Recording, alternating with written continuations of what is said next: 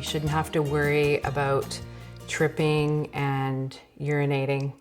You shouldn't have to worry about jumping on the trampoline with your kids and urinating. You shouldn't have to worry about lifting weights and wearing a pad at the gym and wondering if somebody's looking at your butt for other reasons other than that it looks good. As a hairstylist, I talk to women all the time, and certain issues always come up, and one is urinary incontinence. And it's nice to know that I'm not alone. 3.3 million Canadians experience some form of urinary incontinence, and although the prevalence of bladder control problems tends to increase with age, urinary incontinence is not a normal part of aging. Urinary incontinence is the involuntary leakage of urine. It is not to be expected to occur as we age. It is associated with the aging process, but it is not a normal part of aging. Rather, it's associated with conditions like pregnancy and childbirth, neurological disorders, rheumatoid arthritis, Parkinson's disease, diabetes, or mobility issues. I would say that this problem of urinary incontinence would be shortly after I had my children. And then when they became old enough to jump on the trampoline, I really noticed it. And after my kids were a bit older and I went back to playing soccer, I really noticed it. It was a huge problem.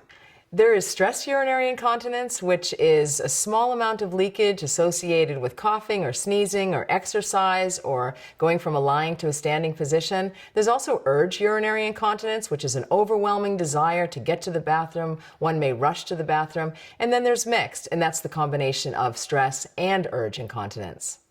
But it's those unexpected times when you happen to be running to get something or lifting something that you're not prepared, because let's face it, we don't want to wear a pad every day of our lives unless we have to. So it becomes very distracting, and it inhibits me from living the lifestyle that I want to live, not knowing when I may have an accident.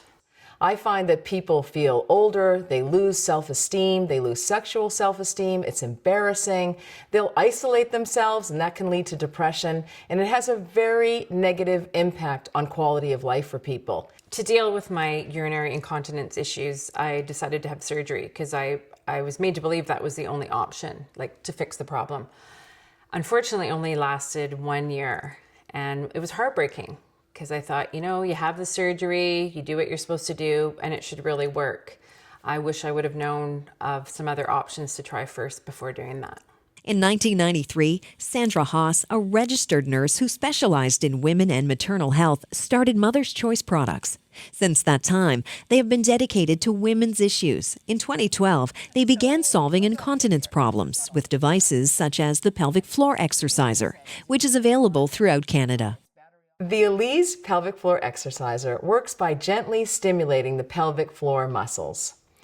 The probe is inserted into the vagina for about 20 minutes a day in the privacy of a woman's own home.